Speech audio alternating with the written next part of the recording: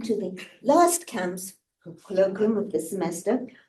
There will be more next semester, but we are very pleased to have today Inwon Kim from UCLA, who will talk on a model on tumor growth with nutrients geometric aspect. So thank you very much, Inwon. Thank you. And I realized that the title is different. Sorry. Oh, okay. Regularity of the interface. Yeah, I mean, interface is geometry. Yes. That's better, right? Yeah, sorry. I should have updated this one. So thank you, Susan and Judy, for invitation. And I hope you're having a good Thanksgiving week. So yeah, I wanted to talk about some problem that comes out of tumor growth, but it's really, I'm a mathematician and I will talk about math, but I think it's, as I was telling Susan, that it gives us a perspective and unexpected questions. Okay, so let's talk about the problem. It's not so bad. If you,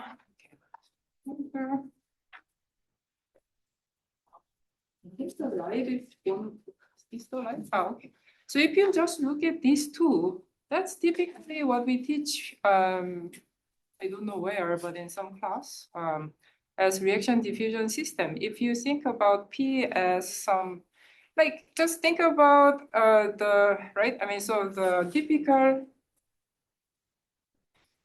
system of reaction diffusion that's competitive is this kind of model. Right? So rho is n, okay, and grow by n, and n is consumed by rho. So this is the typical reaction diffusion system, predator-prey type thing, right? Yes. Now the only difference is that I don't do that. So instead of this, I will put a velocity field created by pressure. Okay, and that's the first two equations there, right? Then I wonder, what this pressure is.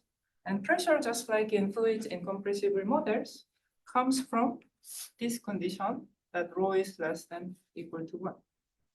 Okay, so the pressure being generated purely by, I don't know if I should call this incompressibility, but by this constraint, is expressed by this fact that P is only non-zero when rho is 1. Right? The model makes sense to you? It's simple enough, but yeah.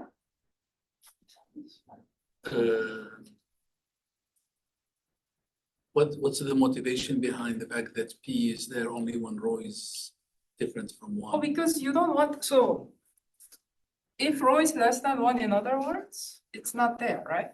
So rho P is equal to n rho. So it wants to grow, right? But the thing is, in reality, right, these tumor cells, they don't like being crowded, okay? So they like at certain density, the tumor doesn't want to grow anymore. Does that make sense? Yes. So what that does is that you are going to tumor, your tumor is here. So it grows, let's say, rho was less than 1, and then it grows by eating the nutrients, and then it hits the maximal density, and then what it's going to do is that it's going to expand, okay? Because I cannot grow at this location anymore, I need to look for non-crowded spaces, right? So the set will expand. Does that make some sense? So if it reaches rho equal to 1 in some neighborhood, it will expand in that neighborhood, or does it, or will it? Well, it just looks for, what should I say? Or maybe, it's like sort of, you can just think of starting with what's actually relevant to today's talk is starting like this already. So a characteristic function. Okay, then you're already saturated outside, there's nothing. Right. So then what's going to happen is that you're just going to expand, okay? And how does it exactly expand is the question of today. Does that make sense? Why do we care about this? That's one question you should ask. Why do we care about this? Because it's interesting.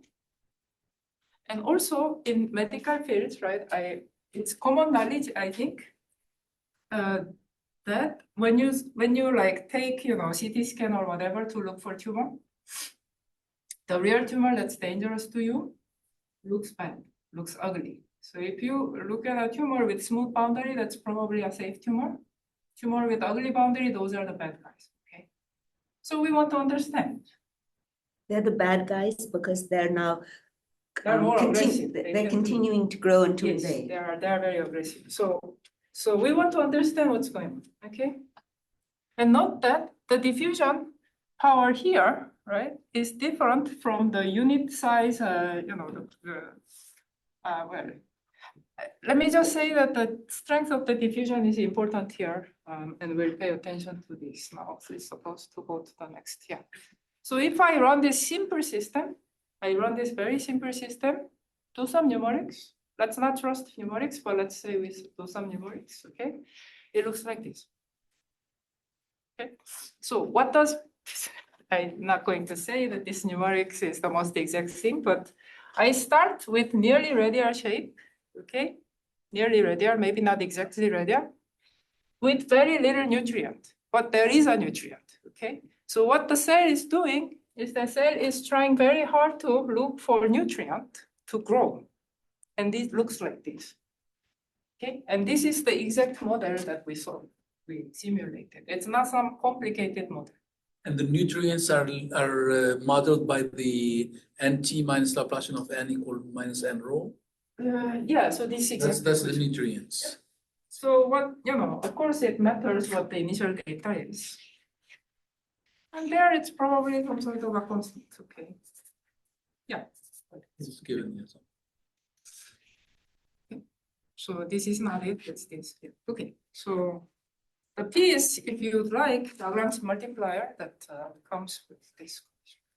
Okay, so you are interested, okay? And of course, it would be great if I can tell you that, well, it exactly looks like this, but we cannot, okay? So I want to tell you what kind of things we can say.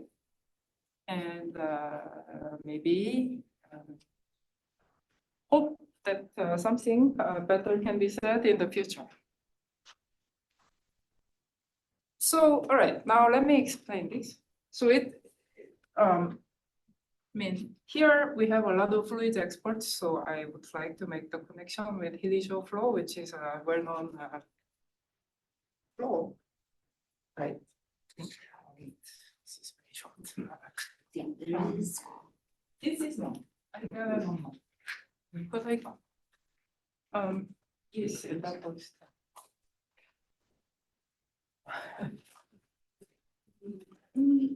So I just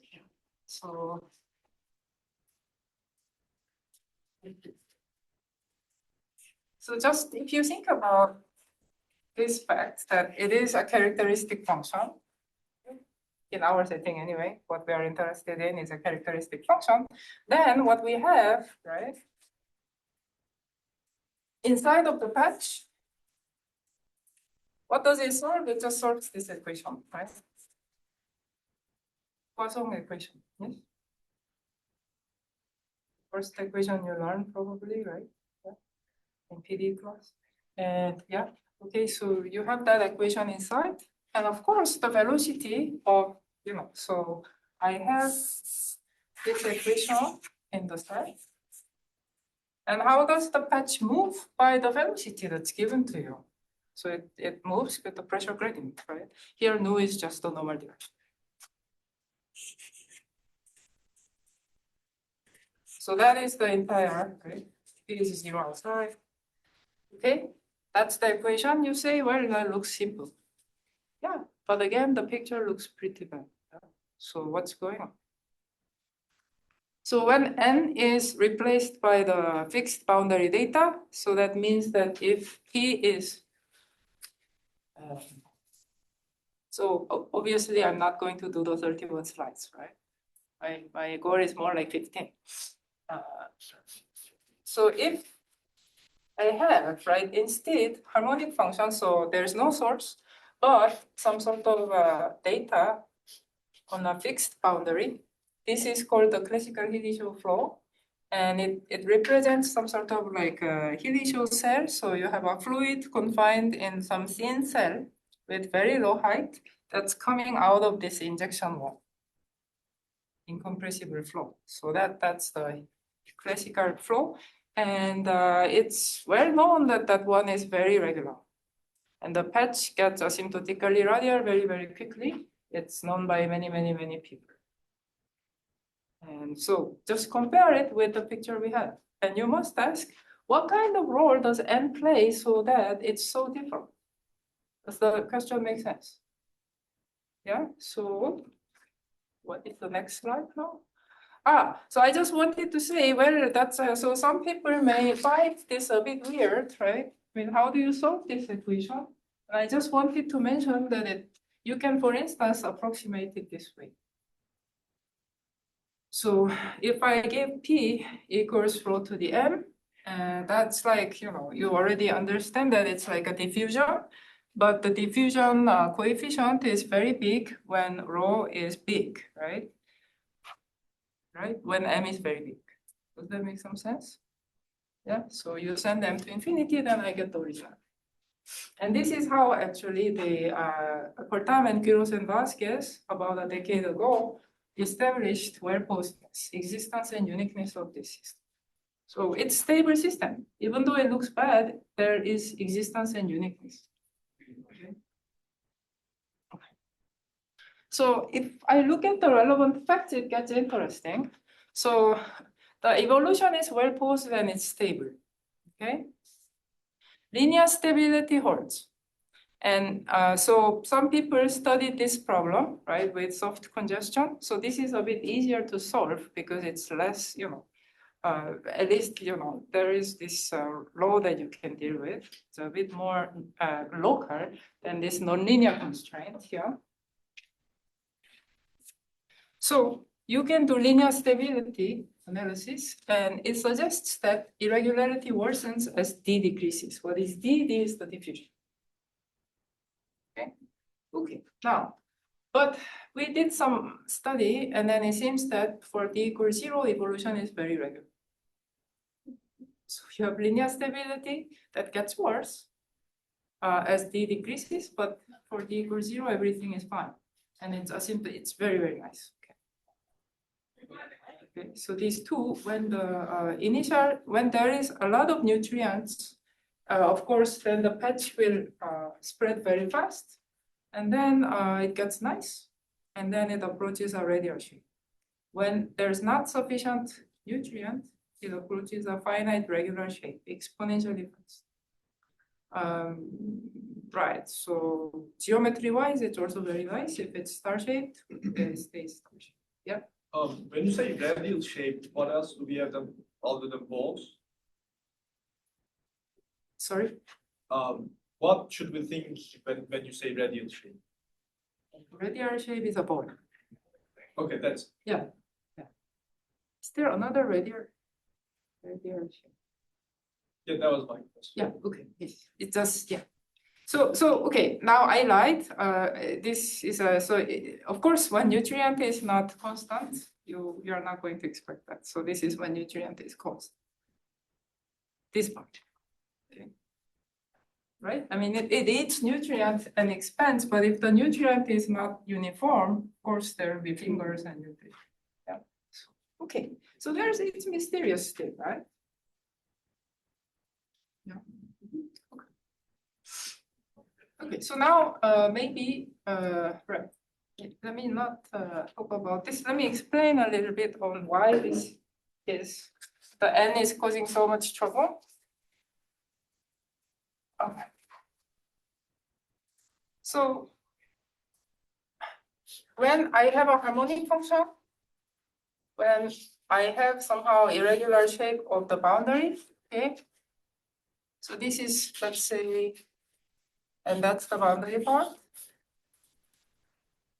Then if you, I mean, what happens when you turn on the clock, starting at this time, with this profile of the boundary, what would happen? So I know that the velocity is equal to gradient of P. Okay. Where is the gradient? So here P P equals 0, this is the irregular boundary data, P is positive here, okay?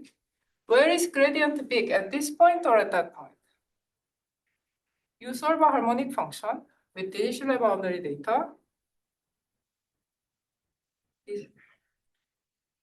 So your gradient is what? It represents the flux of Brownian motions hitting the boundary, right?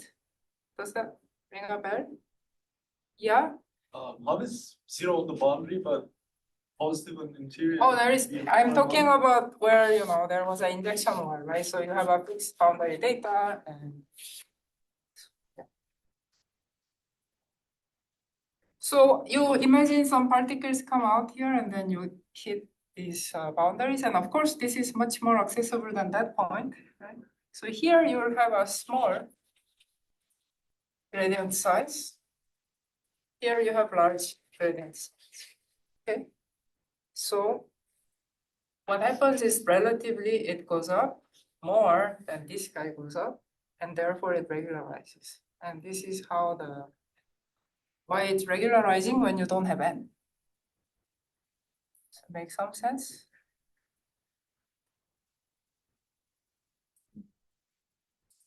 Okay.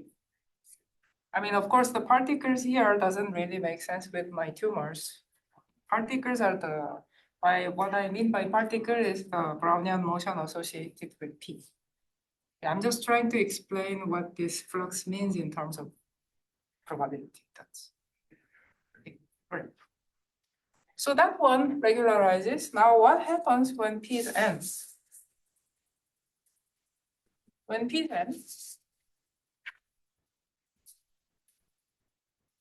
okay. Well, then it matters what the value of n is here and here, right? Yeah. Okay. So here, if I ignore this n, of course, you would expect an easier access point and therefore gradient is bigger. But what about this n? Bottom here, you consumed a lot of nutrient that was already in here, right? The tumor cells have already consumed a lot, so n is small here, okay? I cannot tell from your faces whether you like this or not, but so here n is small. Here also n is small. Maybe you'd say because it's all eaten, the difference is they diffuse. They have diffusion, and here's a lot of unexplored nutrients.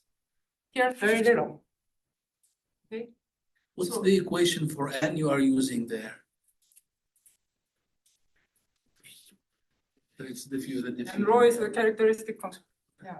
So here's a lot of unexplored ones. So it's more exciting, right? Because a lot of things diffuse come in. Yeah.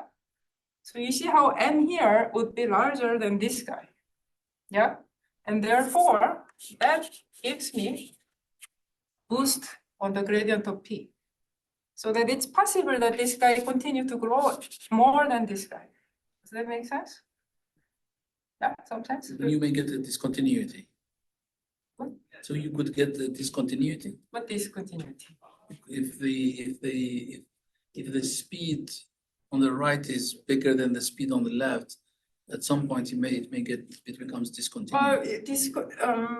Well, what it means is just the fingers grow, right? Yeah. Which means that it's not regular. So, but of course, how does this exactly happen depends on the geometry, right? And the strength of the diffusion. Yeah. So when B equals 0, it's kind of a sad model if you think about the situation. When B equals 0, you don't see each other, right? So when you have a finger like this, they're all small because they're all consumed. And there's tons of nutrients here, but you don't see them. That makes sense? When there's no diffusion, you do not know what you have outside. Whereas when you have this, all of a sudden you see it, right? Does that make some sense? Yeah. You've got a boundary layer. Sorry? You have a boundary layer. Is that what it is? Okay. Yeah. Okay. Okay. So that's what it is. And of course, it's very hard to somehow quantify this.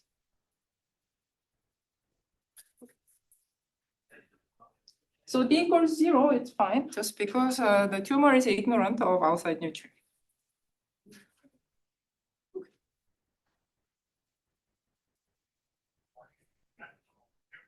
Oh, so how do we, but math is math, intuition is intuition. So how do we deal with D equals 0? There is a comparison principle. So what it says is the following. So this relationship is clearly competitive, right?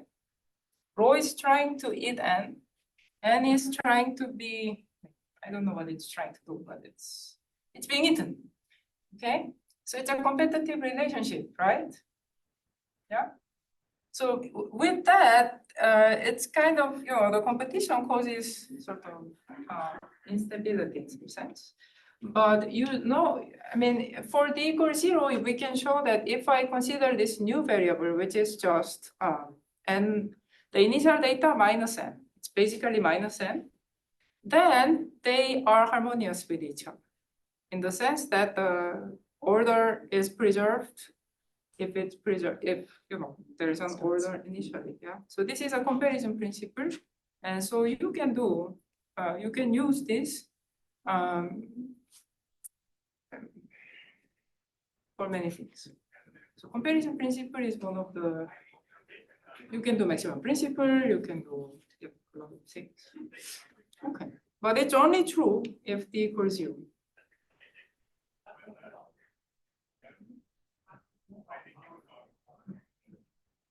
Okay. Right. So we thought about what to do with D equals 0, and if I just there is no comparison principle. Things are very competitive, but N has better regularity just because of the diffusion. So if I just use that fact, then we can use some sort of there is this Caffarelli's machinery which says that flat implies smooth.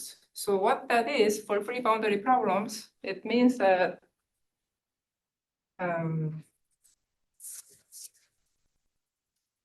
if my free boundary, let's say in this case, this tumor, if it's, I don't know about details of this, but overall it looks like a large scale, a nice flat, nice smooth, in this case hyperplane, so hyperplane. If it looks like this, okay, or if I can bound it between two hyperplanes, okay, so if this is true, then I know that it's actually smooth. It doesn't have this small scale wiggles. So there is this theory of Caffarelli that's originally, it came from minimal surface theory by DeGeorge, but he has used it to some problems that's ellipticity oriented. So we can do that. And we show that that's true. So there is, in particular, what does this mean? What does this mean? It means that even though there's this picture, there is no infinitesimally small regularity. I mean, infinitesimally small fractal structure, right? That's what it is. And this is providing you can bound your wiggles between two planes. That's the assumption, then that's the downside of the theory. Right? So it says that if I can bound it, Yes, then it's smooth. yes. But can I bound it? Yeah. Yes. Yeah. So that is, does that make sense? Mhm. So that's usually the downside of this theory. But of course, I mean, philosophically, what it says is that's what it is. There's no small scale irregularity. Okay. So, but of course, with some N, I have no idea. So I do something else. Okay. So then what I do, this is this is better. It's more global regularity. Okay. So what it says is that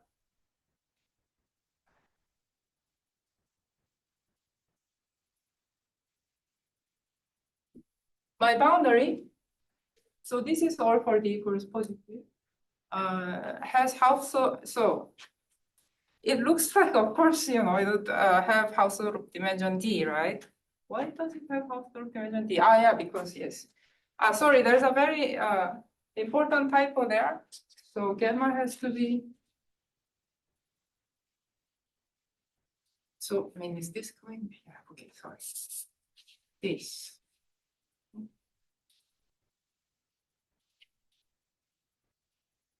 So it's just the space-time boundary, okay?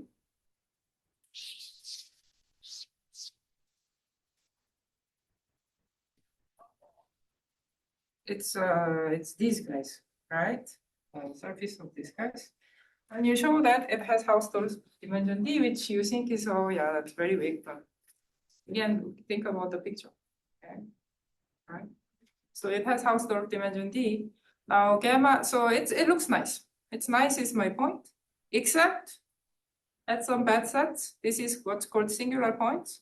And singular points are confined in a manifold of dimension D minus one, which means that you have singularities, but not all over the place. You have concentrated singularities. Does that make some sense? Yeah. So the singular set is non-empty. Non-empty. Or is it? Yeah, there is, I mean, you know, there's explicit example. So just think about two patches. Like that. That's a singularity. Okay. So I mean, notice that there is zero assumption on how this looks. Omega sigma. I mean, or you know, a more maybe interesting example is something like this, right? You start like that. It expands and it's going to go like that. Right? And there is singularity. Yeah. So there are singularities, and obviously that I would really like to show that singularities are only finite points, but I cannot. So that's what I see. And then, yeah, the singular set has locally finite measure, which is a little bit smaller than Hausdorff dimension. Oh, another thing. So what is the singular point, right? You want to understand what it is. And what I know is the following. So if I blow it up, if I grab a singular point, okay, which is a boundary point, and if I blow it up, which means that I zoom up, okay, then it looks like this. Or like this, okay? No, making no sense. Okay, so so what it means is that it looks like a cusp, right? So when I blow it up, there's this only a line or a hyperplane effect. That's what I mean. And this is sort of indicating that at singular points, what's going on is things like this only. Right? Because at this point, if I blow up or zoom up, I'm going to get a line, but everything else is the patch. Yeah? Does that make sense? Yes? So these are the only singular points that are allowed, or that your Yeah, only theorem singular produces? So if I grab any singular point, it looks like that. It's just that I don't know how many of them are there.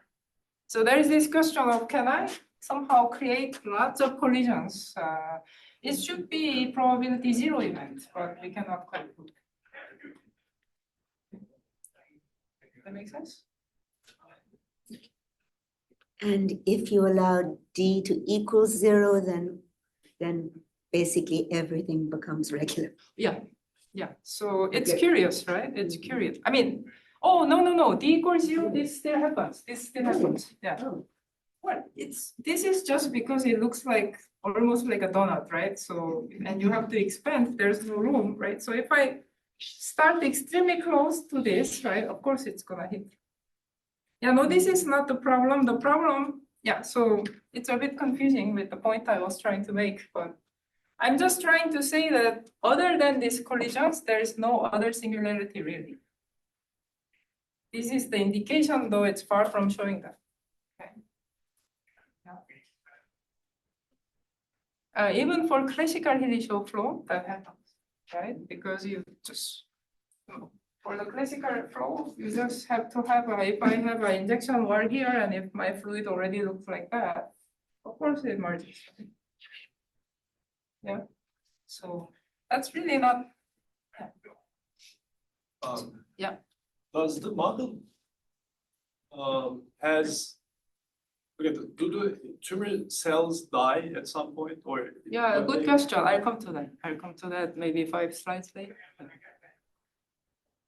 They don't die. Not with this model, which is kind of.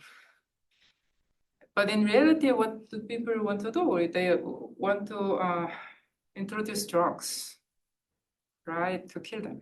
So that's another model, but it adds another complexity. So, and Yeah. from the model, it looks like rho plus n is conserved. Yeah.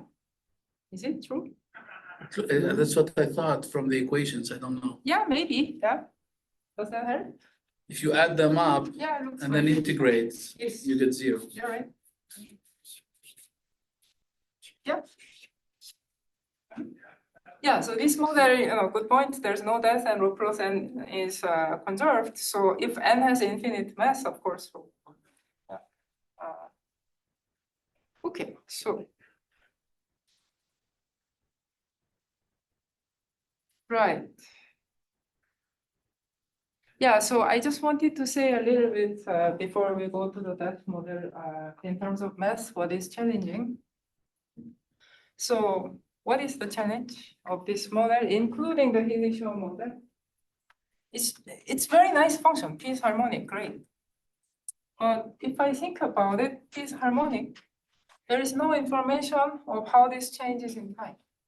And that is the challenge, because you do want to study the dynamics. So you want to know the time regularity of P, which you have no information. And this is part of the challenge. I don't know why I left this room. Yeah, because, okay. So in these instances, for me, these days, I think of something 5 minutes ago and it's gone. Yeah, the young people probably don't understand. Yeah. Let's see. Yeah.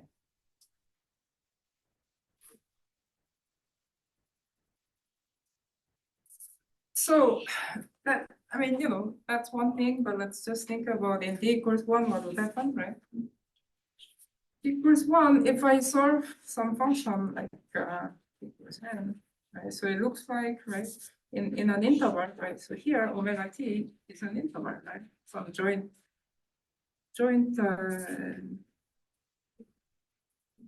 some union of intervals. So, and there in each interval, there's this elliptic equation, so it looks like a parabola, right? Maybe a big parabola if n is big, a smaller parabola. Does that make sense? This is the profile of P. Yeah. So at t equals 0, it looks like. Time flows, and when it hits t equals t1, suppose it's merging, right? Because it has to expand. There's no other choice to expand, right? So it meets here. Okay. Like that. So what will happen right next? I mean, so right next, what will happen is this domain merge, right? And P looks like giant parabola, discontinuous, right? P is discontinuous, yeah? So the point I'm trying to make is the time regularity of P is very bad. In particular, it can be discontinuous. Okay, so that's the challenge. I mean, you know, PD maybe not all the time, but when you look at PD, you have this desire to differentiate, right? But so that's where is the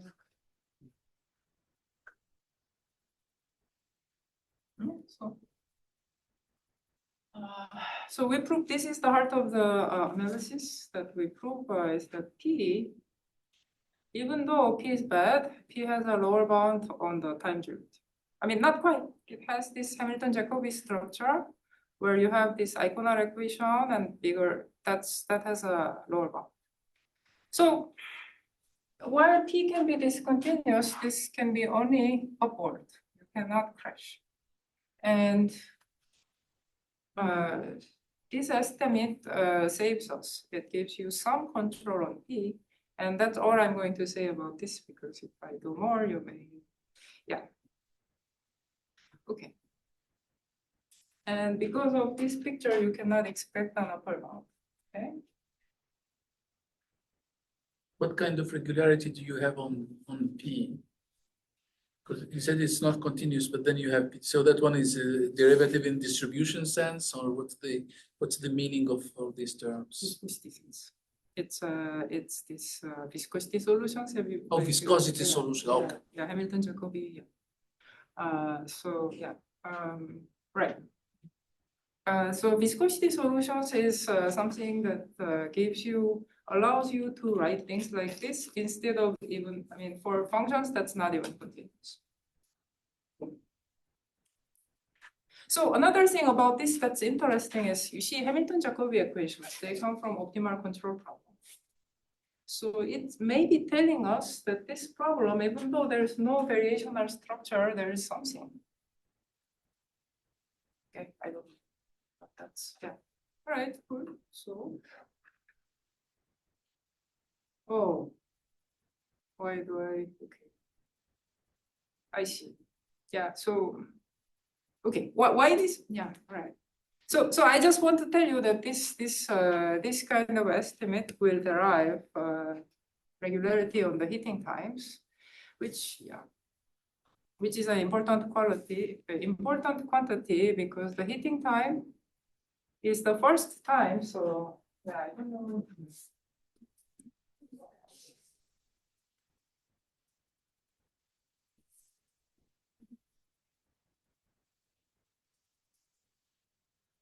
So it's going to expand, right? It's going to expand, and if I hit this x at some time t, omega t, hit x for the first time, then t over x is t. Sorry, notation is very.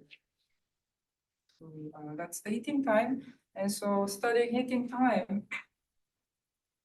really is equivalent to studying the regularity. Yeah. So I don't know why I mentioned this because I will only use it much later, which I didn't plan to show you, but let's see. I probably just wanted to mention that the new estimate on pressure allows us to establish the Felder regularity of the heating times. Okay. So now, yeah, so this is curious and I wanted to understand, I wanted to discuss this with you. So what happens as t goes to 0? We have this nice estimate that gets worse as diffusion strength t tends to 0. So the information is lost. On the other hand, we know that for t equals 0, there is comparison principle, and so that makes it nice. It's just that the tools that we use for d positive and d0 is different. So information is lost. It's like maybe a good comparison to fluid setting is when you study a flow with surface tension and without surface tension, the tools change. And somehow we don't know how to make it work. It's consistent. Okay. There's no surface tension. It's just Asymptotic expansions. That's what you meant. But there is a lot of nonlinearity here, so I don't know. Yeah. So the people, as I said, linear stability, that's probably sort of asymptotic expansion. They did it, and they can only do it with approximate diffusion, and it's not conclusive. So, yeah. Okay. Oh, so we proved in somewhere else. We proved that the boundaries they converge. Boundaries they converge. So how can one boundary look so ugly and one boundary look nice and they converge, right? It looks strange. So I think so. What is possible? There is some small scale irregularities for d positive that disappears as d tends to 0, but that's not what we see. That's not what we see. In fact, it suggests that the irregularities get worse as t equals 0. So the only thing that I think is remaining possible is that there are small scale irregularities, but they appear so slowly for small d that they only appear very, very late, right? Then in the limit, it's lost. So this is what I think it is. but of course, we don't know. There are people who try to do some scaling, such as these guys, but I don't know. It's only very, very far. So that's the mystery. So now, yeah, somebody asked about death, right? So yeah, the cells should die, right, normally. And so then the model is this. I mean, it's very simple. If you go to listen biology talks, there's like 10 parameters. So we are just being lazy and we just put one number. Okay. So we have this, and let's say we keep the same thing.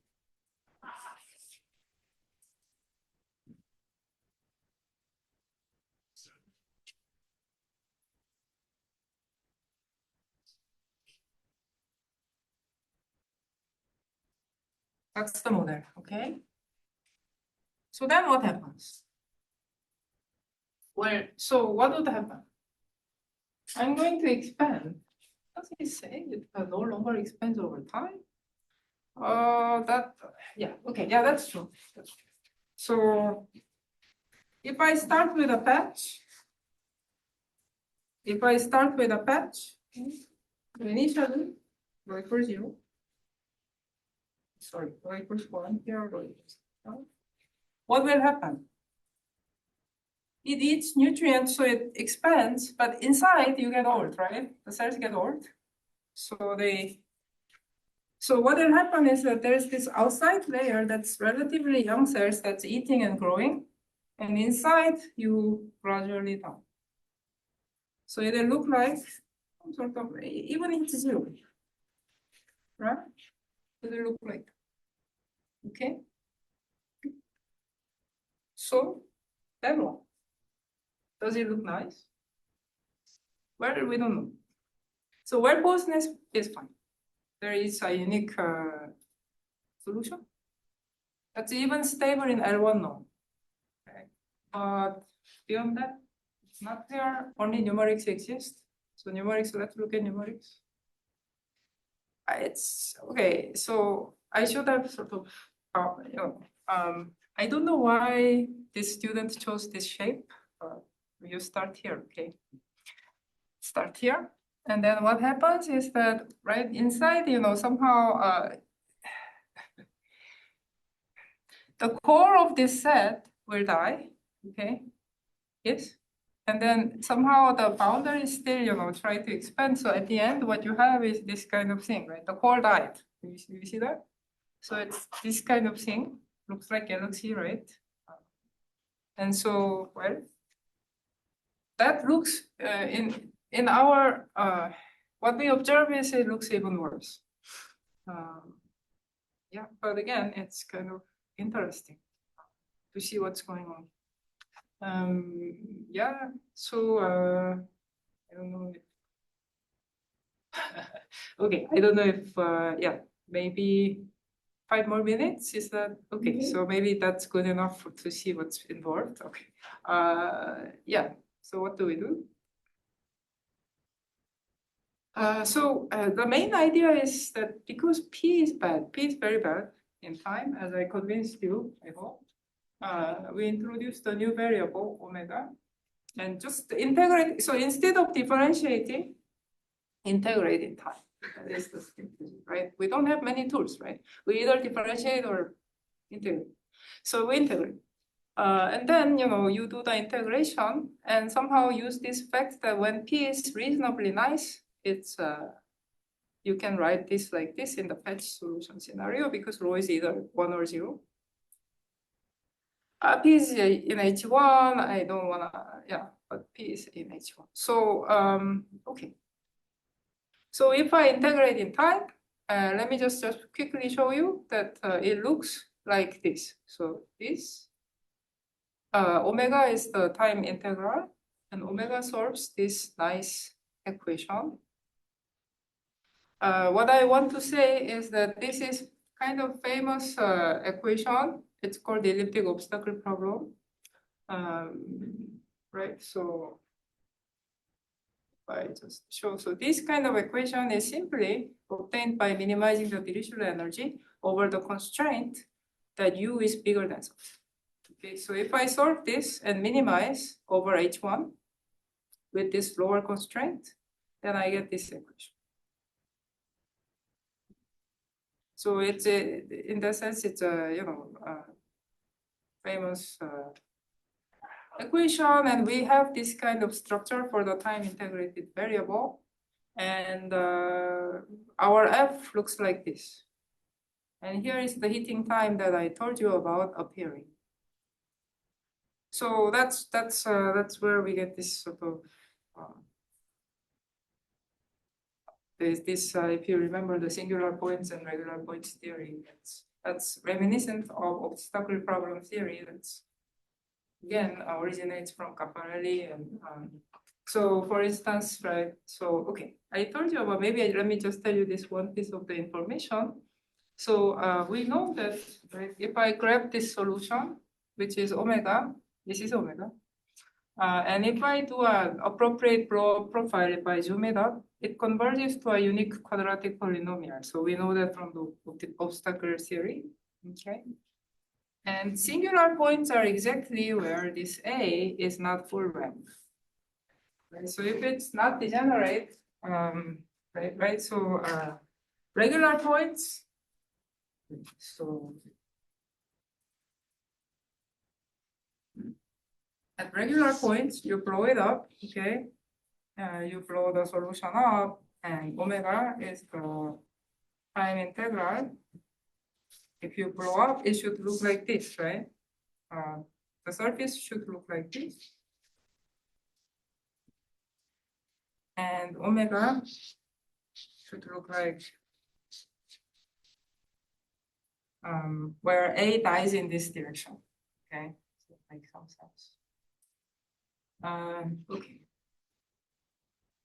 So I'm trying to, so I guess the point that I should make is that there is that theory from obstacle problem that shows you, like, categorizes what blow-up profiles the set can have when you blow up. And when it looks like this, it's regular points. And singular points are the ones where A is less degenerate, and it looks like this. Okay, so that's the singular. As I said, this is corresponding to the cusps and topological change. Okay, so that's, and if you want to know, yeah, these are the people, and most recently Figali, Rosoton. So Figali works a lot on these problems. But what Figali looks at is usually very, very smooth data F, whereas we have something like Felton. So that was the problem, that we cannot. So this, you know, there is this very recent paper by Figali that has shown the singular set having HD-4 measure for Stefan problem. So singular set that corresponds to Stefan problem is HD-4, which is very nice, which means that it's finite points if D is less than 4. Yeah. So we were aiming for something like this, and we only got the D minus alpha set. So, and alpha is less than 1. Yeah, D-1 minus alpha. So, I mean, I don't think I want to go any further. So thank you very much. Thank you. So, questions or comments? Mustafa? What are the non-trivial steady states of the model with positive D? Non-trivial steady states.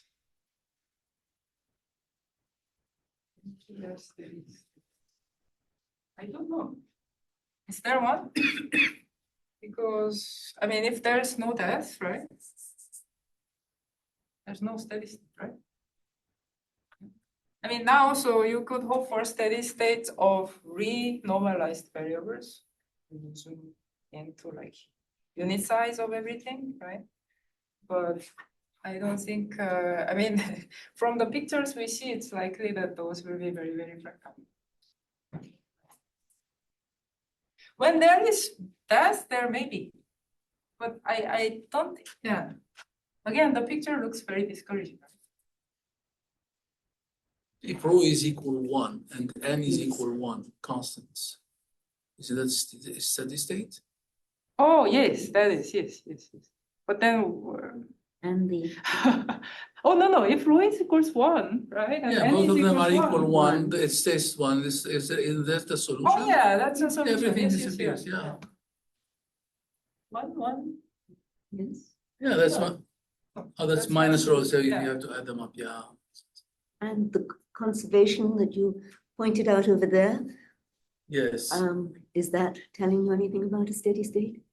No, the steady state, there's no steady state, right? So I mean, as you, yes, that one, so if rho is exactly 1, so everybody spreads, right? Everybody spreads, it doesn't stop, yeah?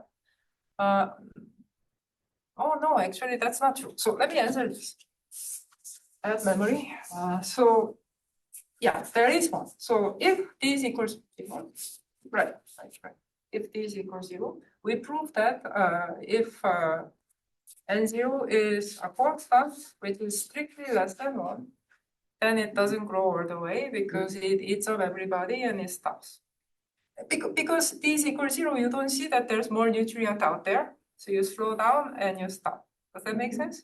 You are eating, right? And then your food is limited. You slow down. If I just reach a hand, I could grab so much, but I don't know. Yeah. It's kind of a sad model, right? So then you just stop. But when t is positive, this doesn't happen, right?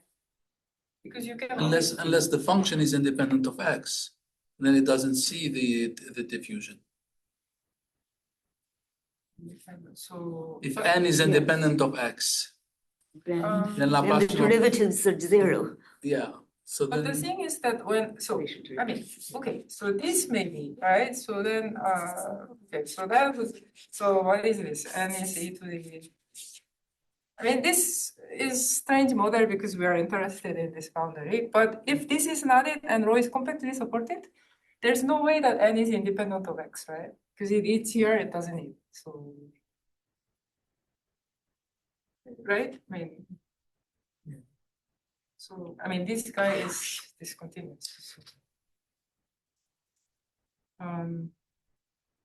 yeah, so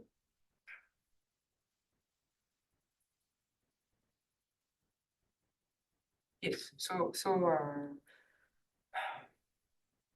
what is, I mean, from the applied math perspective, what would be really nice to see is that there's clearly fingers you see from numerics. What is the critical scale in terms of D? Right? What is the critical scale of this finger? What is dimensions? We don't know. It's too difficult. That's a good question, but I don't, yeah. What I felt doing this project is that regularity is so much easier to study. When you want to study irregularity, it's not easy. Or maybe my tools are wrong. Thank you very much. Oh, I'm not the one. Other questions or comments? Yeah, so do you expect your solution to have this, do you expect to improve your measure of the singular set towards this? Oh yeah, D this minus you 4? can. I don't think you can because you don't expect it to be nice. So of course it's just not. It cannot be there. Yeah. But on the other hand, I do believe that it's much better than what we got. So then you need to somehow try not to use this maybe. So you need to change the tool, it seems, which is always not easy. Yeah, again, I started, I mean, for students, maybe I started working on this because it looked easy. It looks very easy. And then we saw the numerics and we were like, That it wasn't easy. no.